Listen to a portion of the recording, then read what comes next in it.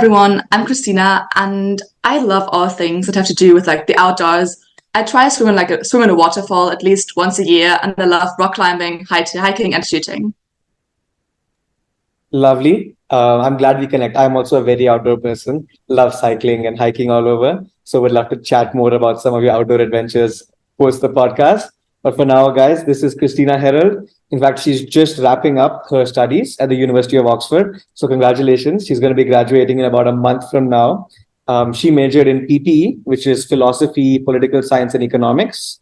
And today, we'll just be hearing more from Christina about the choices she's made, the lessons she has learned along the way, as well as some useful advice and insights and tips she has for high schoolers like yourself listening to the podcast as you prepare for this amazing and transformative and roller coaster of a ride that you're about to embark on, which we call university.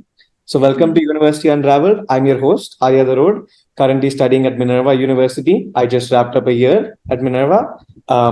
Welcome, Christina, and thank you for being on the podcast. My pleasure. Lovely. So now that your graduation is just about a month away, I'm curious how you're feeling about it. What's the emotional and mental state? Well, I guess first of all, I'm quite excited and relieved that the last 6 months have come to an end because at Oxford, all your exams of your entire degree take place at the very end of your degree. So the last 6 months were packed with like revision of all the content I had learned in the last 3 years of my degree. So I'm happy it's over, but of course I am sad to leave Oxford. It's been an amazing place, amazing opportunity to study there. So I'm excited for what's ahead and I hope to maybe come back at some point for a master's. But for now, I'm looking forward to summer. I'm sure time flies. The first year flew by for me, and I feel Yeah, like 4 years will fly by in just a flash, and before you know it, you're at graduation. so So true. I would love to begin with the decision to actually go and study abroad. I know that Germany has some fantastic public universities. I have friends who are doing engineering degrees in Germany. And I know that for US citizens, it's almost zero cost, especially if you go to public school. So I'm just curious why the conviction and the determination to actually leave Germany and go and study in the UK. Yeah, that's a great question, especially for someone coming from Germany, which provides high quality, costless education. I guess there's a few reasons for it. So, firstly, I had spent 1 year in boarding school in the UK, and I just realized after this year how this transformed my mind. It sharpened my like thoughts, and it made me become so much more appreciative of different cultures, different experiences, without me trying to acquire new skills or acquire new cultural knowledge. So, for example, I had a Chinese roommate for one term, one trimester, and this caused me to become so interested in Chinese culture that I ended up studying Chinese, and I still take Chinese lessons just based on this like small encounter I had with her. And at the same time, it's just the UK universities are known for having a very international student body, and I just love getting to know different cultures, different people. It feels less like, for example, studying in the UK than studying in like just an international environment.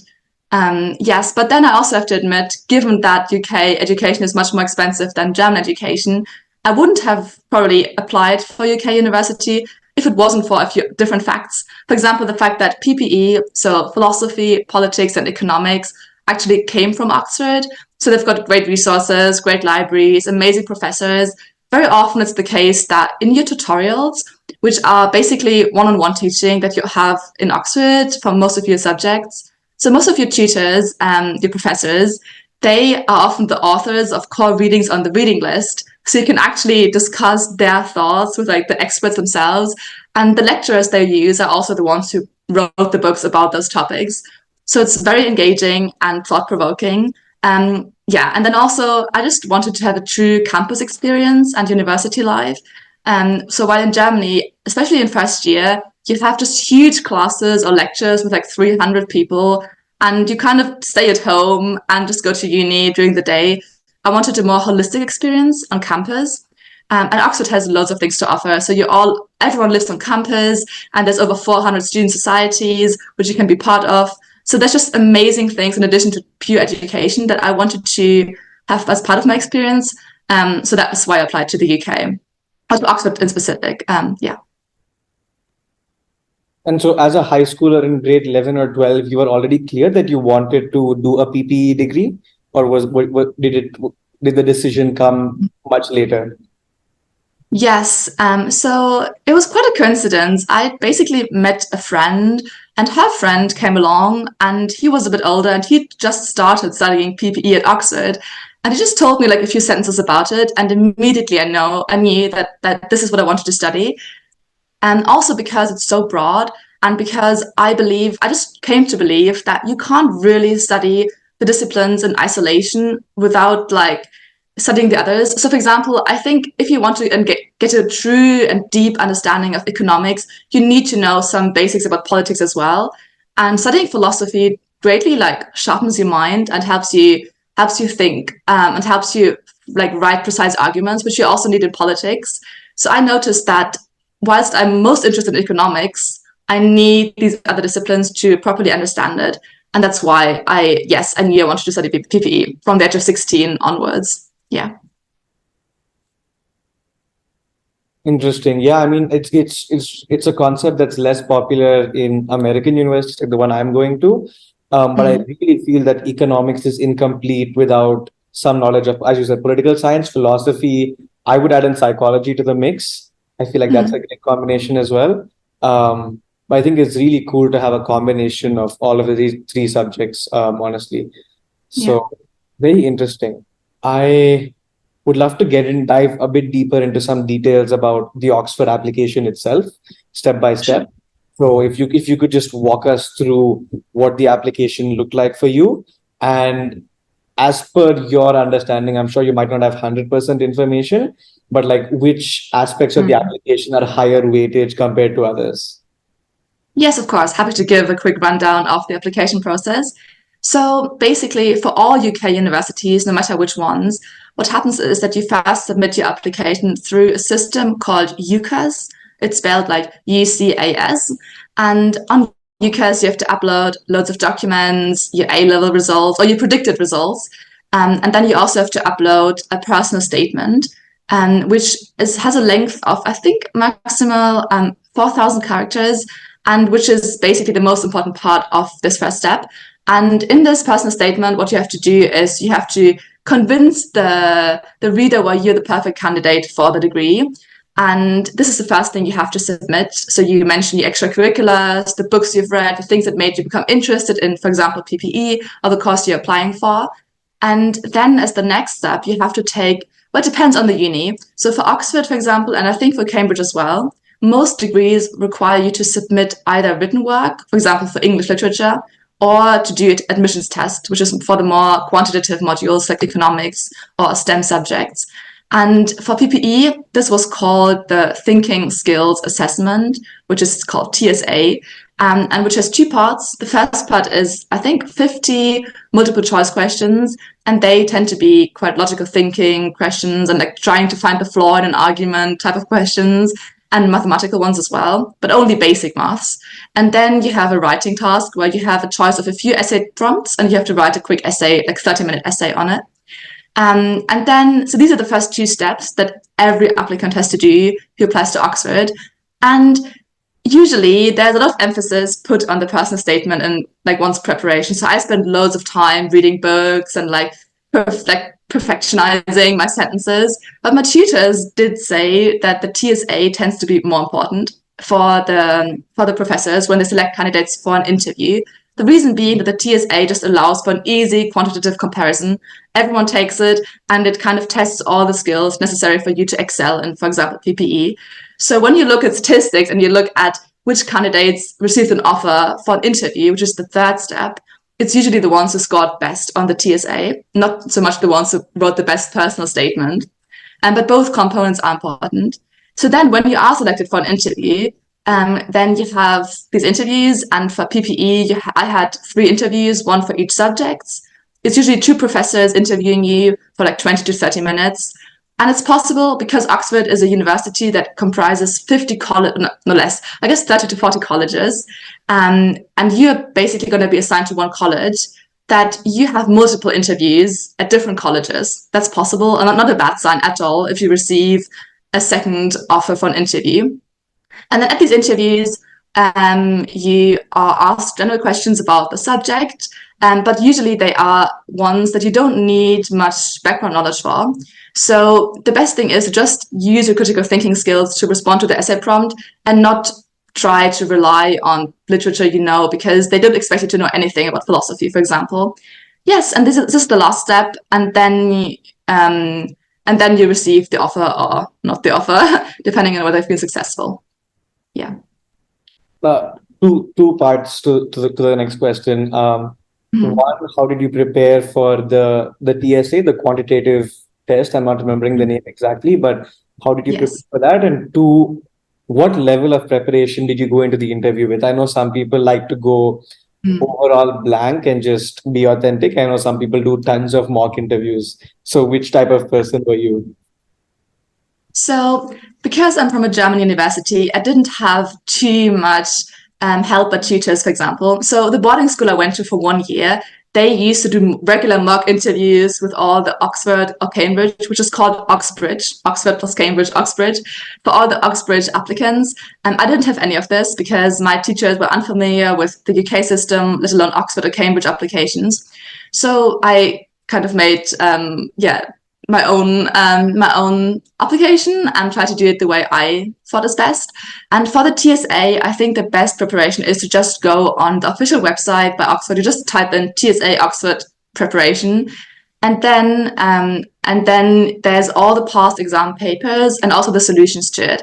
And this is really useful because essentially these are exactly the type of questions they ask. It's all free to download. So I just went through all these past papers and I timed myself. I did it under timed conditions. And the way I like to do it is I first do it under timed conditions, and then I use a different pen and do the questions I didn't know by using a different pen, just to give myself some time to think about it before looking at the solutions.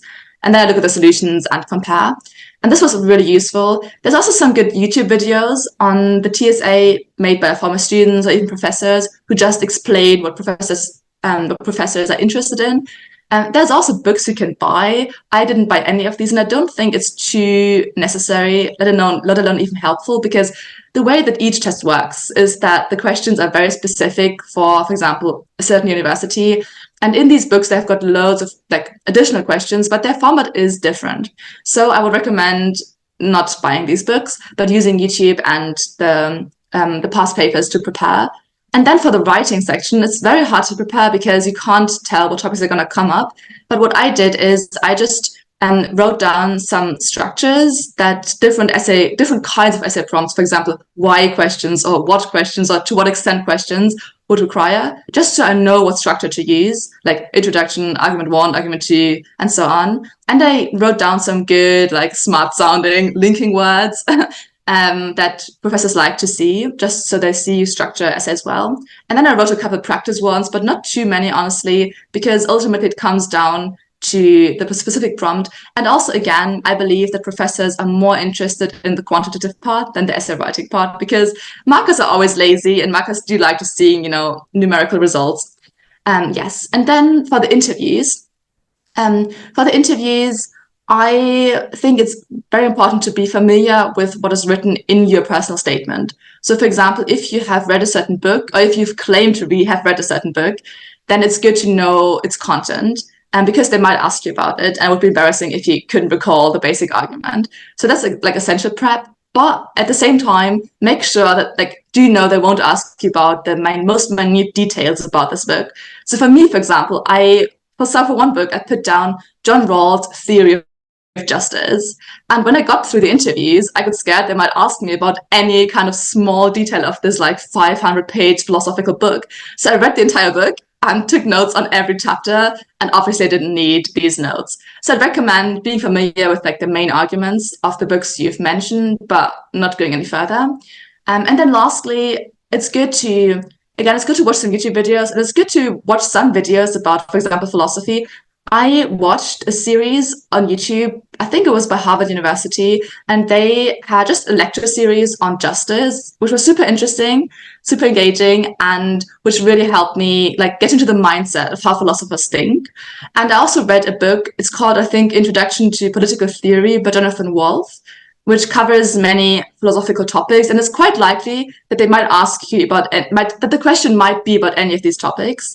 So for example, for me, they asked me about John Rawls and about his difference principle, which is super popular in philosophy, super basic, and it was also mentioned in this book.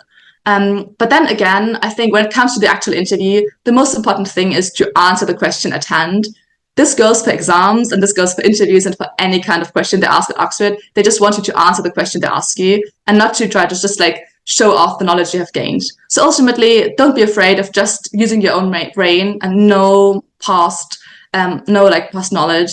And that's actually what I had to do. They asked me a really weird question about sand and like a stack of sand, and I just had no idea about what they was talking about. But I just talked my way through it. And this is what happens in tutorials, and that's why they do these interviews.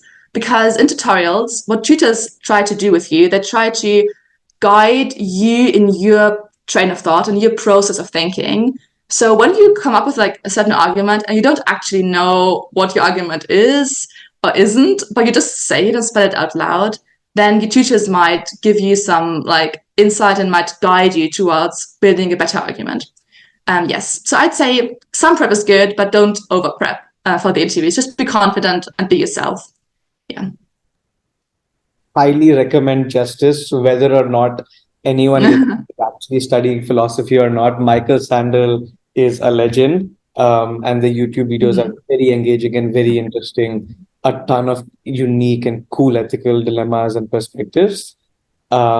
Just a quick question for my curiosity: did you have to go down to the physical Oxford campus to take the TSA and do the interview, or were these all online? So the TSA is never at Oxford. You have to find there's some specified test centers all over the world. So you go to one of these test centers. I believe you can't take it from your room. It might have changed during COVID, but I think you can't take it from your room. You have to go to a test center, but these are in all countries. For the interviews, they used to be in person, but I interviewed in 2020, actually. So it was in the middle of lockdown, so it was online. And I also believe that they kept the online format because obviously for students from India or from China, it's super far to travel to the UK just for an interview. So I think they're still keeping the online format, but it used to be in person. Yeah. Interesting. Yeah, this was a lovely section, very, very practical and very useful for someone who's specifically interested in applying to the UK and going to a school like Oxford or Cambridge. Oxbridge is a new term I'm learning today, so thank you very much for it. Just to wrap up this section, and also appeal to, let's say, someone who's listening to this who's not going to a UK university or Oxford or Cambridge, any one or two just macro, high-level application tips or advice for a high schooler who's currently struggling with their university application anywhere over the world, just something you learned along the way or some mistake you made which you don't want them to repeat? Yes, I think one core advice I would give is not to be afraid to reach out to people. So it's very easy using, for example, LinkedIn or even YouTube to just message people or even Instagram and DM people and ask them about some specific tips. So, for example, I sometimes have people message me on LinkedIn who are high schoolers and just want to know about the application process in the same way as I just gave a rundown right now. And there's people like this from every university. So it's very useful to just find people like current students or alumni from a certain university, college, or degree you're interested in, and just ask them.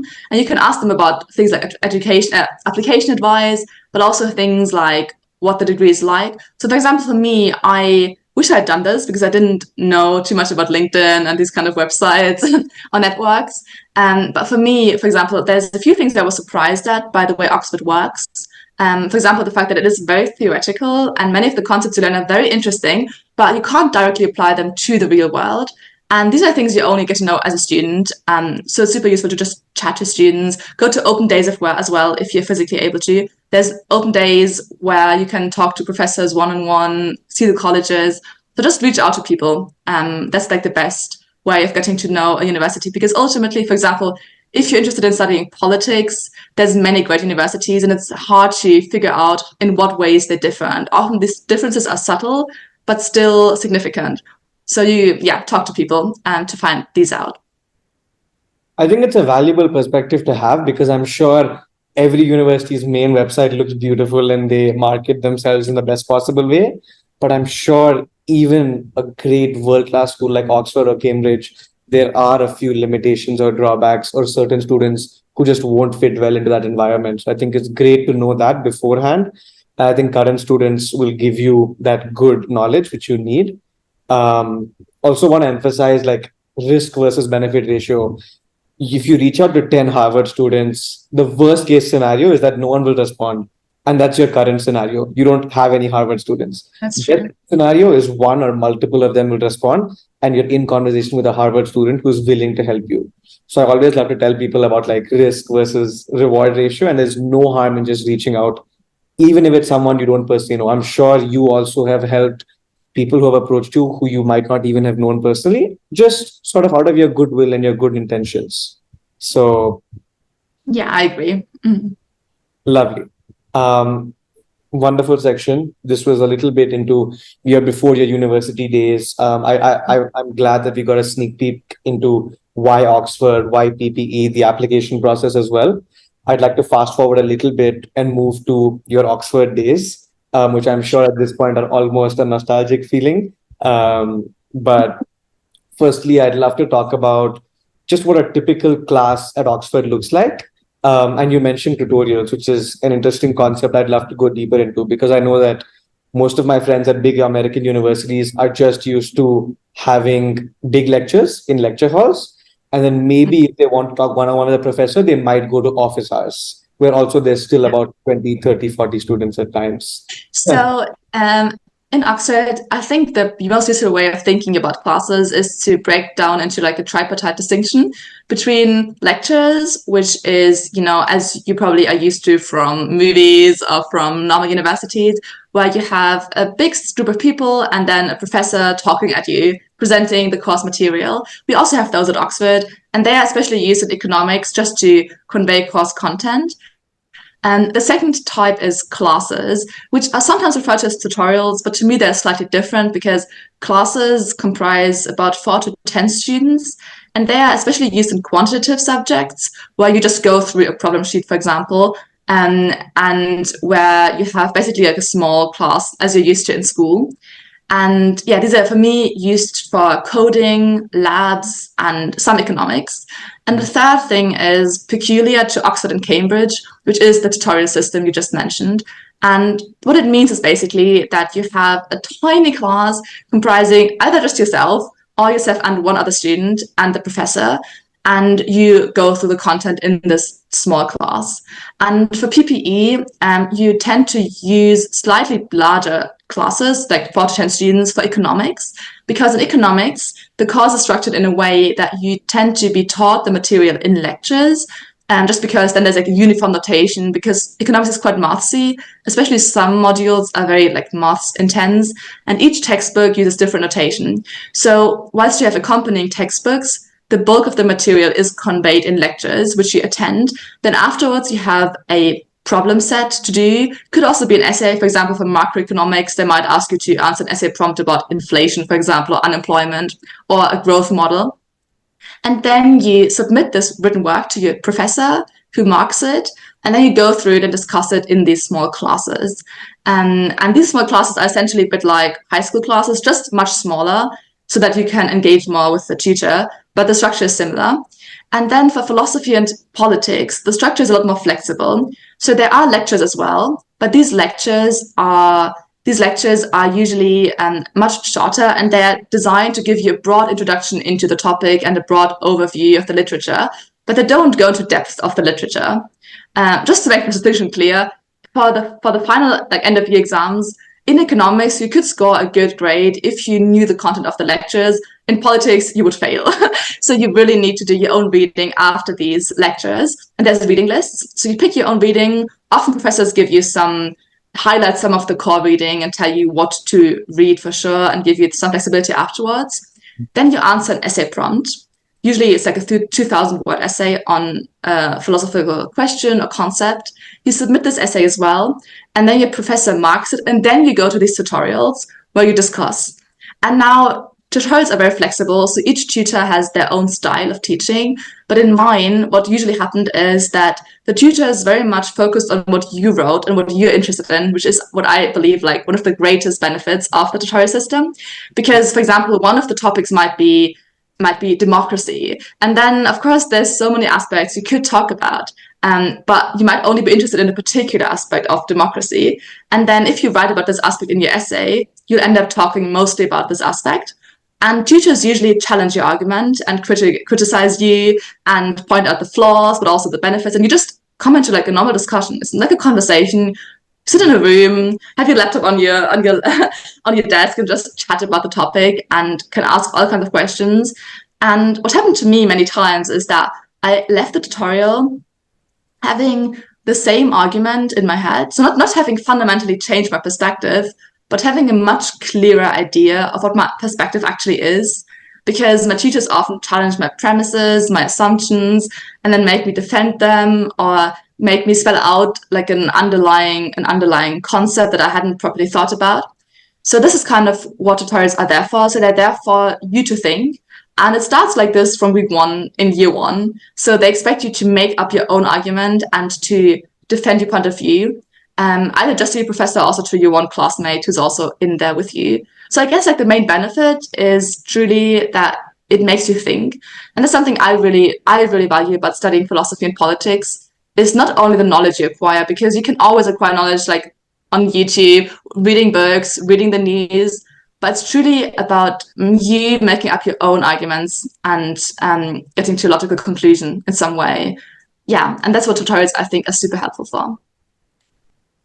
Yeah, very true. I mean, just on the last point, I would say I read a great quote somewhere. Not sure where I read it or who said it, but is that school is supposed to teach you how to think, not what to think. And I think that applies well to like today's day and age.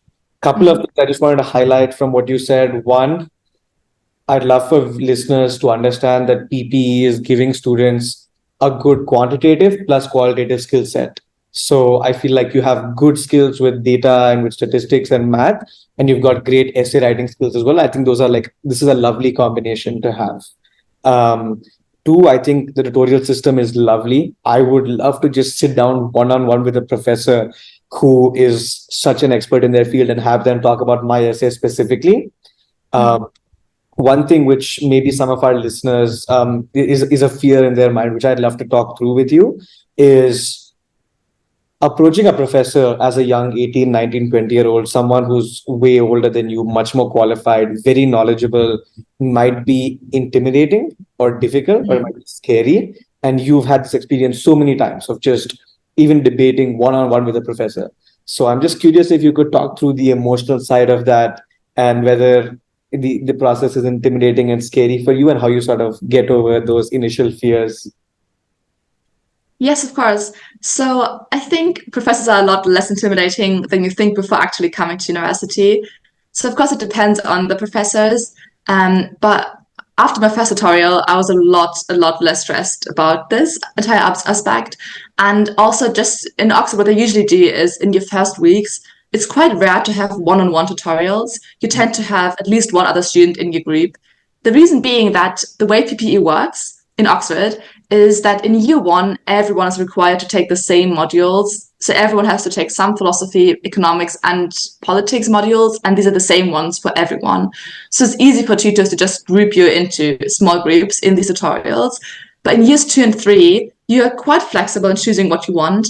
And in fact, most students tend to drop one of the 3 subjects. Just adding on to your former point, it's true that you gain a lot of quantitative and essay-based skills, but don't be afraid to apply for PPE if you hate maths, or if you don't like the quantitative side of things, for example, or if you really don't like philosophy, because after year 1, you actually should drop one. There are people who continue with all 3, but the thing is that time is limited, and if you do all 3, you have to do the core modules, like the basic concepts in all of them, but can't specialize.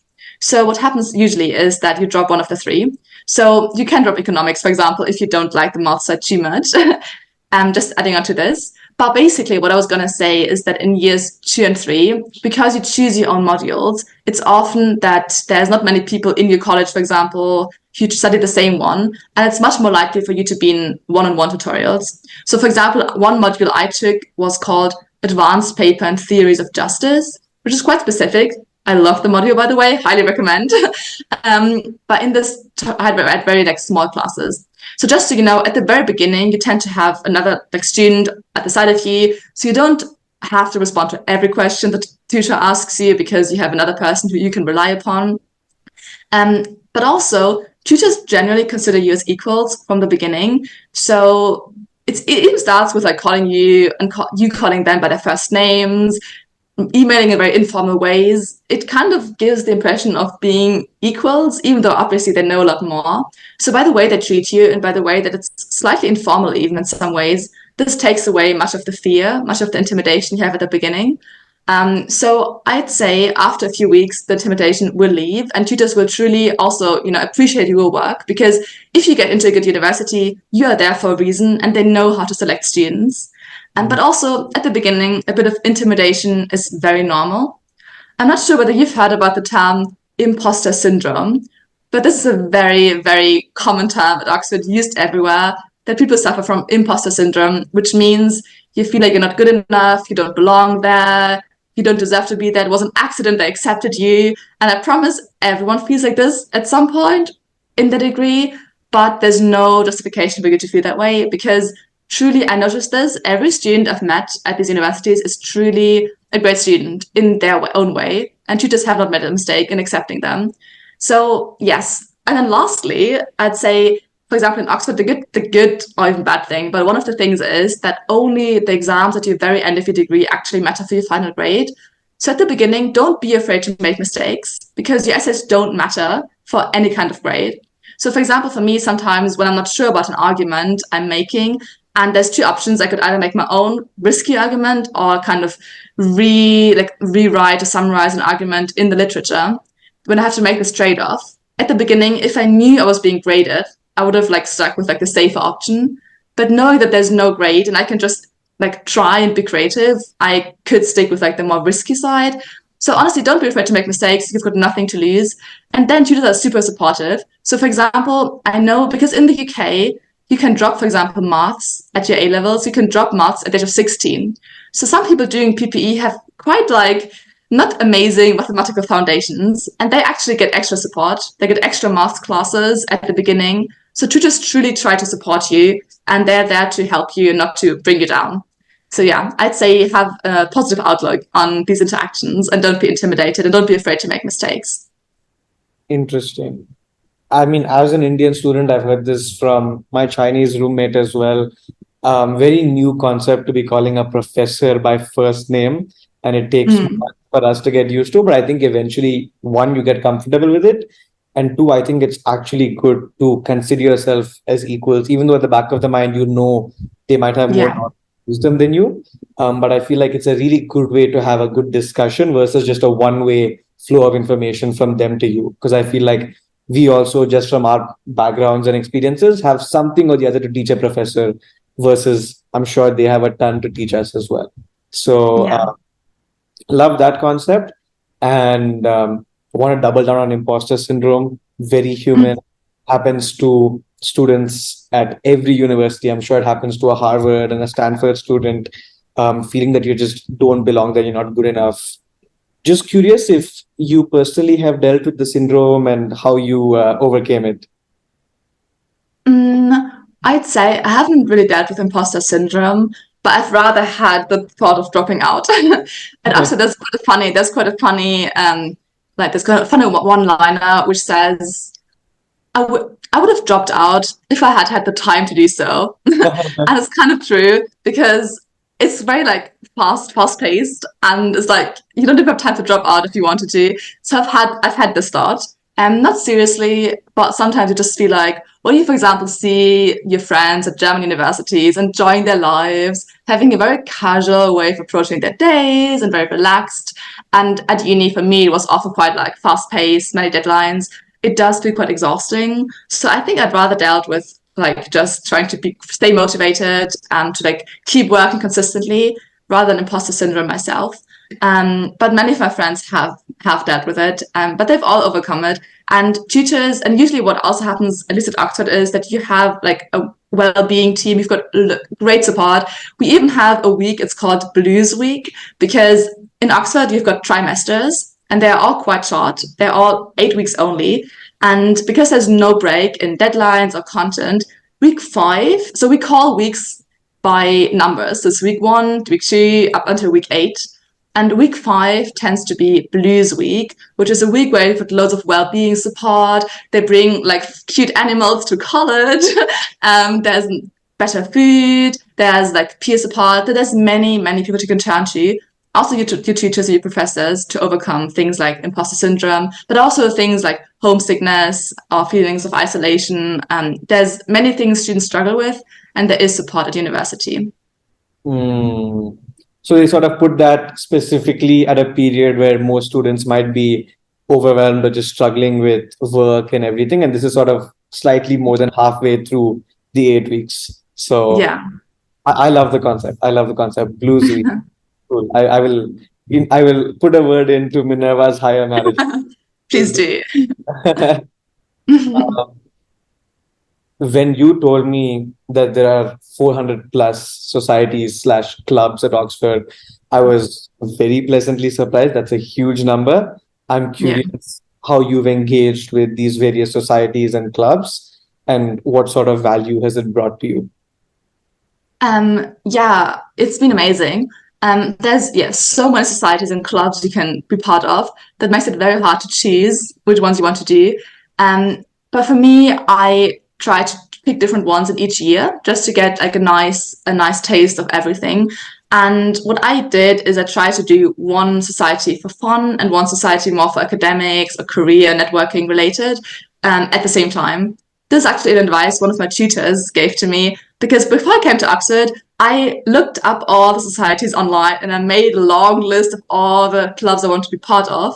And then I came to our first, it's called formal dinner, which is events where you go, you like dress up nicely and you go to your dining hall and you have like a nice meal with your friends. And in week 1, we had one where we sat on the same table with our tutors, which does not usually happen. They have what's called the high table. So usually they do separate students and tutors at these dinners. But at our first dinner, I sat next to my future economics professor and I told her about all the societies I wanted to be part of. And she looked at me and she said, Christina, pick 2 societies, one for fun, one for academics, not more. And she was so right, because once the work kicked in, I realized that unless you want to spend all your free time just doing societies and like networking, there's not too much time for them all. So the way I dealt with it is like I always pick 2 societies, and it's brought great value to me, because the fun societies I did, for example, ice skating or like figure skating, and then I did swimming, and I also did it was a Christian union which I was part of. And these are great for meeting people and just making friends outside of college or outside of your degree, because these are people you don't usually interact with. So it's a great way to just meet people and get to know people for fun. And then I did more academic societies where I did, for example, I was like last year, I was the managing director at a society called Oxford Geopolitical Advisory, which deals with like consulting in geopolitical matters, which was super fun as well. And it's just helped me to be very organized with my time, because obviously you have to do your normal work of your studies alongside your societies. So it helps you to be organized. It helps you to also assume responsibility, because it's a nice way of assuming responsibility, because it's not a real job, but you kind of have a role which is equivalent to a part-time job. So it's a very nice way of assuming responsibility in a student organization, leading other students, organizing speaker events, organizing venues, working in a group. It teaches team skills as well, just being part of a student society. And the great thing is that in Oxford, like I'd say what I noticed is people are not always smarter than in other universities, because we are all just human beings, but people are very, very enthusiastic about their subject and just keen. For example, I also held a position in the Oxford Diplomatic Society, and everyone in there is just enthusiastic about diplomacy and loves to talk about diplomacy in their free time. And it's just very interesting to talk with these people and to get to know them and the way they've envisaged the future. So there's just great ways of getting to know different job perspectives as well. And then lastly, I'd also say that many societies, there's a distinction between being part of a society, like being actively involved, for example, holding a certain position in a society, and going to their events. So I'd say that whilst you can't hold positions in two main societies at the same time, you can go to events. Like there's loads of speaker events, great speakers, great professors, politicians coming up. And I'd say go to those events because it's such an easy way of listening to great experts and asking them questions. So yeah, that's kind of the way I left with it. And it's brought honestly great value. And it was an amazing and enriching part of my university experience. Very interesting. Yeah, and I'm sure this was a great way to meet students who are majoring in other subjects, because I'm sure your interaction in the classroom was more with PPE students. So I'm sure clubs are a great way to meet, I don't know, literature students, and science students and computer science students. So great way to mingle, make new friends, have fun, learn a lot. So can't stress enough. I can't say enough about the value of joining these kind of societies and clubs. Also, not overcommitting yourself. As you said, you want to have some free time to actually chill and enjoy the campus and hang out with friends.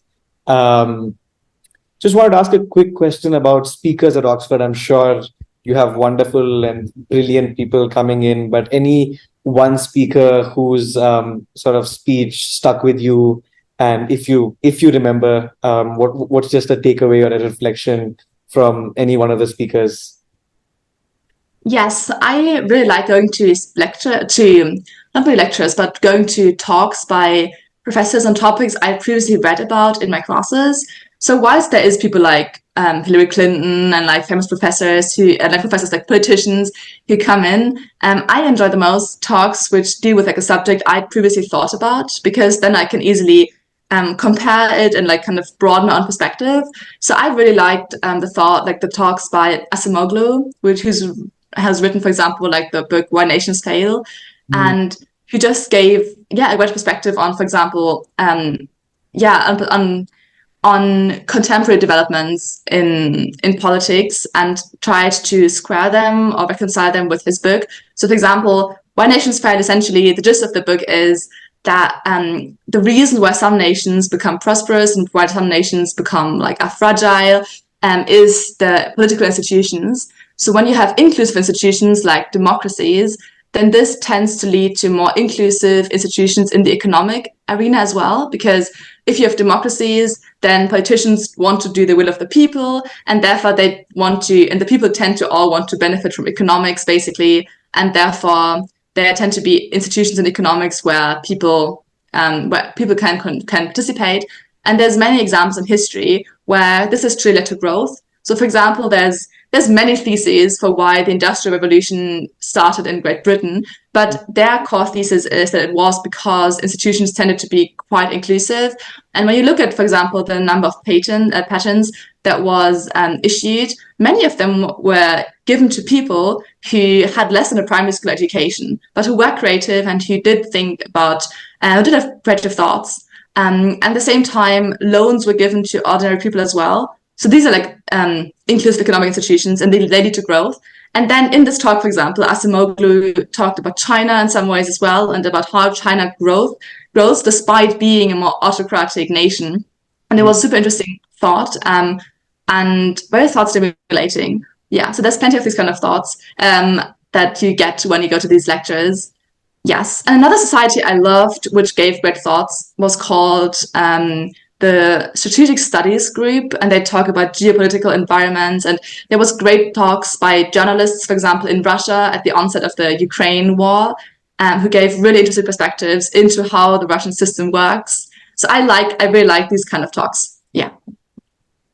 Wow, fascinating. And I am very, very tempted to digress and pick your brain a little more, but I'll come back to the focus of Yeah. the podcast. But maybe after the podcast, I might pick your brain on this a little more. I also love the book Why Nations Fail. Um, Speaking from personal experience, I did AP political science, and I have friends who did philosophy in the IB. very essay heavy. As you also said, you have 2,000, 3,000 word essays. Um, a lot of, I won't speak for other countries, but at least a lot of Indian students coming from an Indian education are just not used to writing that much. Like they're used to writing Yeah. 500, 600, 700 words. And so going to a school like Oxford and studying these subjects, having to just write so much on a topic becomes a mental block. Like, how can I possibly write so much on such a topic? So I'm just curious if you could share some essay writing strategies and best practices. And yeah, I mean, I'll keep it broad. Let's just dive into that.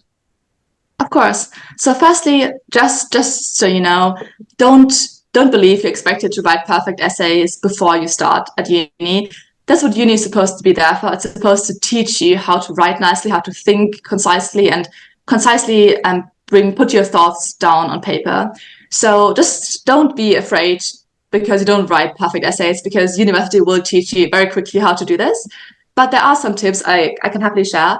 So firstly, I think it's great to just read like journal articles, academic papers, and just to try to understand the way they structure their sentences and the way they structure their arguments. Because ultimately, what you have to write in these like essays is kind of a small journal article, even. So this helps a lot. And then also, that's something an advice one of my tutors gave to me in one of our first classes was try to be concise rather than eloquent. Because in school, especially in the German school where English is your second language, you tend to get good grades for writing nice and convoluted and sophisticated sentences, which make you sound smart, but actually there's maybe not too much good content behind. And Yeah. then our tutor in Oxford told us to just scrap this and write simple sentences, especially when content gets complicated, but make sure they follow logically. And this really exposed the vulnerabilities in my arguments, which I try to cover using eloquent sentences. So just a simple example, in school, our teachers told us to always use nice words like nevertheless to connect sentences. And while, of course, you can use these words, when you actually write down arguments, it's much better to just use but. Like just use concise, simple, basic words, but also to really basic English for the hard part. And this is actually what makes it much harder to write a good essay, because ultimately everyone can just try to write nicely but have nothing behind it. But the truly good essays are the ones where the content makes sense. And this is best achieved by writing in simple terminology. And this can still stay sophisticated because the way I like to do it, this is also something I learned in philosophy, is when I write my own argument, I try to break it down into premise and conclusion form. And I think this would be a great practice to do for someone who's trying to improve their essays. That when you come up with an argument, write down the premises, which are like the assumptions first, and then the conclusion, and make sure the conclusion follows from the premises. Because often what you assume is slightly different to what actually is supposed to follow, and you best realize it when you write your argument in this kind of like nicely nice and logical form. So I think this is really great essay practice. And then this helps you modify your premises, make them more concise, but also it makes your essay very nice and analytical. So you can, once you've done this, you can either, move on to writing your essay in, normal verbal form. But I often like to include a small paragraph where I just state my premises and my conclusion, because I noticed in many philosophy books, the best authors, I believe, like for example, Cohen, he always uses premises and conclusion at some point in his essays and his review articles. And I feel like this is so much better for the reader to understand. So I'd say read articles, practice writing in premise and conclusion form, and try to replace sophisticated words with simple ones, at least sometimes, just to make your argument flow more nicely and make it as clear as possible for the reader. No, love the advice your philosophy professor gave. I think sometimes when I strip down a beautiful essay to the bare argument, then I realize this doesn't make any sense at all. Covered with fancy jargon. So love the advice. I think this is a good skill that philosophy also teaches you, is just lay the argument out bare. I would love to. Premises and conclusions is something we were taught in our first year at Minerva. I love the whole concept. It's also how I'm writing my essays now. I would love to dive a little deeper. And can you break down for us this whole concept of premises and conclusion? And if possible, if you could just take a simple argument and give us an example. Okay, sure. So first, if you're interested in this topic, I recommend a book that we read in our first year. It's called The Logic Manual by Volker something. I can tell you, and then you can put it into the description of the episode. And the latter chapters get quite analytical, but the first ones are very useful just to understand this concept properly, and he gives a lot of good examples. Yeah, I recommend this book just to understand the concept better. But the basic idea is that when you have an argument, of course, you are going to have a conclusion at the end. And the best thing of getting at this conclusion is a logical way. And you do this by writing down premises, also known like as assumptions, basically. And the goal is that the conclusion follows from the assumptions. And when this happens is that the conclusion, you can't really challenge, like, for example, a critic of your argument doesn't really criticize your argument, but challenging the conclusion. But he criticizes it by challenging one of the premises because the conclusion follows from the premises. So if anything's wrong with your argument, it's the premises, it's the assumptions you make, and the things you state. So that's kind of how an argument goes, and it can be very, very complicated, but it can also be very easy. I think one of the core examples they tend to give is like Sophocles is a human being. Human being is like the first premise. Second premise, human beings are mortal. Conclusion, Sophocles is mortal. That's like a really basic argument. And you see that the conclusion follows from the premises. So if you want to criticize the conclusion that Sophocles is mortal, you'd have to criticize either the fact that Sophocles is a human being or that all human beings are mortal. But you can't criticize the conclusion by itself. So these are really like basic structures. Yes, highly recommend the Logic Manual if you want deep insight into how it works. I'm going on a bit of a rabbit hole, but I'm loving this aspect of the conversation. I think this is valuable to anyone when writing any essay. So just to ensure I've understood you correctly, if both the premise, if how many of the premises I have in my argument are all true, then the conclusion has to be true. Like the conclusion just cannot be false in any way. Yes. Okay. If it follows logical. Yeah, logically. Interesting. And so if anything is wrong with the argument, it's one of the premises which is making a wrong assumption, and that has to change. Yes. Yeah. So as you can see in the argument I just mentioned, the conclusion does follow, but you can easily attack one of the first two premises. And of course, a bad argument would then state premises and a conclusion, but the conclusion doesn't actually follow from the premises. And then you can attack the conclusion as well. But this is not because the conclusion is wrong, but this is more because of the fact that the premises don't actually logically entail the conclusion, if that makes sense. So it's a logical leap which you're asking the reader to make. Like you've got premise 1, 2, 3, and then you're just making a big leap. Yeah. And then it's possible that the premises are all true and the conclusion is false, but this is purely because of the fact that logically it doesn't follow from the premises, if that makes sense. Interesting. Okay, I will get back. I could go on further, but I think this is a useful sidetrack we've done and helpful for any essay writing. You're almost at graduation, so it's about a month away. I'm just curious how each year at Oxford looked different for you. Year 1 versus year 2 versus year 3. However you want to tackle this in terms of, was there a different focus, a different priority, a different mindset with which you entered the year, but just how did each one look different? Yeah, absolutely. They all looked very different. And I'd even go as far as saying that even each term looked different. So in Oxford, you don't have semesters, you have trimesters. So you have three trimesters per year. But just to make it concise, I'd say that year 1, at the beginning especially, was just figuring things out. So I was very glad that like grades didn't count towards anything, because it does take a while to get used to the Oxford system.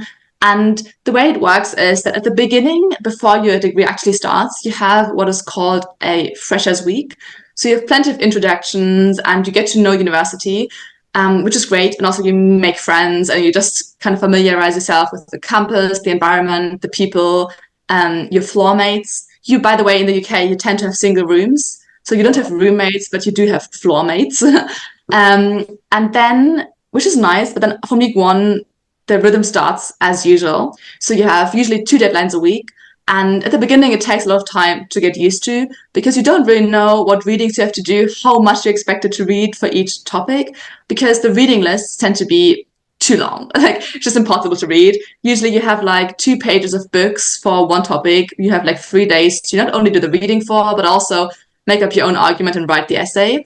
And while you just do highlight the most important ones, it is quite difficult to figure out which ones to read and how much to read from each book. So at the beginning, it was quite stressful and quite hectic, just figuring out also even where to go, what to read, and all of this. The good thing, though, was that you feel very much like embedded into the system quickly. So, for example, I've got some friends at German universities. At the beginning, just felt like if they don't go to anything, if they don't attend a lecture, nobody will notice. Like, they just go or they don't go. But because you have these small classes and tutorials, everyone matters from the beginning and everyone has to submit something from the beginning. So it doesn't feel like, it never felt like you're isolated or you feel alone, but it does feel quite stressful at the beginning, and just quite hectic. Also because there's no break in the middle. So the Oxford Student Union, which is like the student representatives of the university, have been trying to introduce a reading week for ages, and it might be getting there at some point. So maybe by the time you start at Oxford, you won't have a reading, you will have a reading week, but we don't have this. So there's no break in the middle of each term. So it was quite hectic, and many people also fall ill after term one and just need 1 or 2 weeks to sleep and to recover their forces. But then after the first term, you tend to figure things out and it gets much easier. And then year one was fun. And it was a great time to just explore many things which were just so new to you. For example, formal dinners is something where each college, so Oxford Uni has like around 30, 40 colleges, and each college has a dining hall. And these tend to be very pretty, and you can easily invite friends for formal dinners where you like dress up nicely and have like, dinner together. And this was like an entirely new concept to us as freshers. So it was very exciting to go to formal dinners, to go to events, to explore other libraries. There's exactly 100 libraries that the university has. And you can't access all, but you can access most. So there is a great choice to just explore buildings, explore libraries, explore campuses. And because there is many campuses, given that you have all these colleges. So yeah, first year was actually really fun, but a bit stressful. And then second year is by far the most fun year because there's no exams and you have figured things out. And many colleges also make you rent privately in second year. So what happens is that each college guarantees accommodation on site for every student in year one, at least for your undergrad. Master students or postgrads might have to rent privately, but we all get a room on site. But then it depends on the colleges, whether they offer you a room for year 2 and 3 as well. So I was offered a room for year 1 and year 3, but not year 2. So many people move out with friends and like flats, and it gives a nice separation between work and leisure because it means that when you come home, you have your friends and you don't have a library just next to you. Because in my first year, I used to live just directly on top of the dining hall and the library was like 10 meters away. So it feels like you're kind of living in your studies. But in year 2, there tends to be a nice separation between the two. And there's many things you can do, many fun things. What I did, for example, is each college has a library, and our library used to be a church. So there is an old graveyard around our library, which is kind of now a social space because the tombs are supposed to be empty. So it's a very nice and friendly spot, even though visitors are a bit intimidated at first. And you can easily sit there and chat and just have picnics and study. And I had a sleepover there with like some of my friends in first year, which was so fun. And people also go swimming. There is very, very dirty but fun places to swim in rivers outside. So just honestly, such a fun year. And then year 3 is, the most study intense one for sure, because you have all your final exams, or all your exams, in fact, at the end of your degree. Until end of year 3, you have mock exams. They are called collections in Oxford, and you have them every term. They're designed to give you feedback, but they don't actually they don't actually give you a grade. So you have finals in May-ish, year 3, and it just means you have a long period of revision. So I remember coming back from the Christmas vacation, having my first tutorial in January, and having my tutor ask us about how far we've come with revision. And we were all like, well, we haven't really started yet because it was still January and we had loads of content to do anyway. And then he was like, if I were you, I would enter a state of mild panic. And we were like, okay. And then we had loads of revision to do from this point onwards until May. And it just gets quite boring to like revise all the time. So I'd say that was like the least fun part. But what I can say though is from an academic point of view, I did enjoy revising all the content again, because what I noticed is, for example, I did macroeconomics in year 2, and I had forgotten most of this content because I didn't have a chance to properly think about it and connect it with all my other modules. And even like basic concepts like how, I don't know, how interest rates emerge or how exchange rates emerge, I just kind of couldn't remember. But now I had loads of time to properly understand the concepts and kind of tie all the different modules together. And this is also where the fact that I studied PPE and not just economics, for example, came in so valuable, because in my exams, I often ended up citing authors or using content or models from different papers than the ones I was actually writing the exam for. So academically, it was a fun period because you do get to know all the content. So for example, in macroeconomics, one of the big topics is growth models. So basically models about how countries grow and how you can explain this. And then I had another module, which was called Economics of Developing Countries, which focuses on developing countries in specific and in particular. And you then can apply these former growth models to developing countries, but also learn new ones that specifically apply only to developing countries. So it was a great opportunity for this. So I'd say year 3 was very study intense and just a long marathon, because it's not a sprint, it's many months of studying, but it is fun. And I think the nice thing is that you can study with your course mates and people are very supportive. So you do have like study groups and can switch up the places of where you study, go to cafes, go to libraries. So it was a fun time, but I'd say year two was more fun. I just one tiny thing I might disagree with you. Based on is you said year 3 is more like a marathon, not a sprint. From the amount of intensity and studying which you've been doing, I would sort of describe your year 3 more as a marathon where you have to sprint. So, that's accurate as well. sounds very but that was a very detailed breakdown, solid breakdown of how each year looked different. So lovely. We'll just wrap up this conversation, and I want to just quickly understand the direction that you're going in with this PPE degree. So what do you see yourself doing after graduation? Yes, so I've got 2 main ideas that I want to pursue, and I haven't fully chosen which one. And therefore I want to do internships in both, just to see which one I'm the most interested in. And the first one is more like diplomacy and public policy related, which I find super interesting. And if I go this direction, I would then do a master's in public policy, hopefully in the US, we'll see, in a few years' time.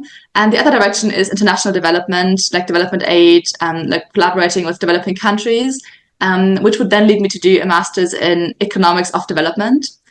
So I haven't fully decided yet between these two possibilities. The reason being that our undergrads are quite short, so there's only 3 years to properly explore. So I'm going to internships in both of these in this coming year, and then decide which one I like the most.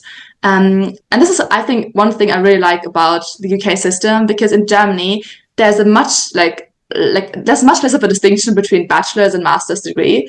So people tend to just needlessly move on from doing their bachelor's into doing their master's. But in the UK, it's very, very common for people to first work after their bachelor's and then either never do a master's or do a master's a few years later. Our tutor strongly recommends we do a master's. He said, he's an economics tutor, as you will be able to tell by his quotation, but he said, the world is converging to a higher education equilibrium, and therefore we should all do masters to be part of this equilibrium. This is his quote, not mine. But I do want to do a master's at some point. But because masters are quite specialized, I want to work a bit fast. And this is, in fact, what most of my classmates do.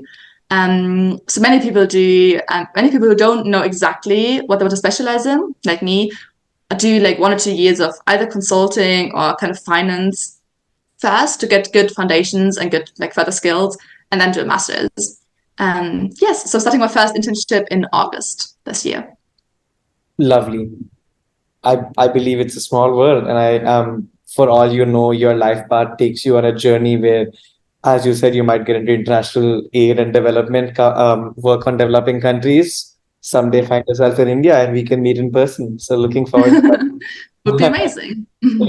Um, Brilliant. It's been a conversation full of insight, wisdom, advice, very useful for anyone listening who's interested in the UK, who's interested in that one-on-one mentorship from a professor, which is not something you're going to get at most American universities, at least the big ones. So good, solid reasons to do PPE, to go to Oxford or Cambridge, and great advice overall. I'm sure your Oxford professors are happy. So we'll wrap up with my personal favorite part of the podcast, which is the fast fire round of questions. So I will just be throwing you a couple of quick questions like bullets, and feel free to answer in just one short phrase or sentence. Um, let's start with, you studied philosophy. I need to ask you your favorite philosophical concept or thought experiment. Oh, okay. This is really hard to choose. Okay, one concept I love is Parfit's non-identity problem. And the gist of the non-identity problem is that depending on what major events happen, for example, climate change, industrial revolution, slavery, colonialism, different people will live because different people will meet at different times, make babies at different times, so different people will live. So when it comes to making claims for example, compensation, you can't really claim that people have been harmed by past events because they wouldn't exist without these past events. So just to make this concrete, for example, if you have former slaves and descendants of former slaves who live in the present time now claim we deserve that you transfer money to us because we would be better off, we would be in better universities and better jobs if slavery hadn't existed, then Parfit would say, well, you can't really say this because as long as by the fact that you're living, you're not worse off by not living, you wouldn't have existed otherwise without slavery because then you would have different parents and they like and so on, looking back in history. So it's very hard to justify claims to compensation based on the fact that you have been harmed. And what I found interesting is this sounds a bit absurd, but it has some kind of force to it. It does seem kind of logical. And so there's many kinds of responses. And the question is whether you should just like dismiss it as irrelevant or whether you can actually properly respond to it. And I did study many responses to it. But the reason why I like the topic is because it's a concept that comes up in many areas. So for example, when you talk about justice to past generations like climate change, environmental justice, like who should pay for the emissions of climate change that occurred in the past, but also justice to future generations. Like, for example, how many resources does justice require us to save for future generations, given that the amount of resources we save will influence who will live in the future, and therefore, which means that if we don't save a lot, we won't make any people worse off because they wouldn't have existed otherwise. Yeah, that was a longer answer than 2 sentences, but just to explain the concept. Yeah, I elaborated a bit. No, mind blowing, mind blowing. The wisest quote that you've ever heard. I love Kant's categorical imperative, which is also written in the Bible, actually. Long before that, which kind of says, act as you would want all other people to act towards other people. Yeah. Beautiful. Okay. One thing you loved and one thing you hated about living in the United Kingdom. Yes, I love the mix of nationalities and that everyone's encouraged to keep their own nationality and keep their own culture. This is kind of specific to maybe Oxford and London, maybe Cambridge and some universities, but I love this about living there. And then I hated the huge amount of rain and also the mold it causes, which had led me to evacuate and change housing because of mold issues. Yeah, that was not the most fun part of the UK. I'm sure. For someone who's listening and interested in PPE, what's a good book you'd recommend to just get started? Yeah, so we talked about Why Nations Fail before, and I kind of think it's a really good introduction because it's not too complicated, but it kind of ties many concepts nicely together that appear in all the 3 disciplines. But actually, I'd recommend not the book itself, but an article, which is written by Asimoglu, Johnson, and Robinson as well. It's called Institutions as a Fundamental Cause of Long-Run Growth. And it basically summarizes the argument, but it's much more concise and technical and analytical and much, much better, I think, than the book itself. So I recommend the article. Interesting.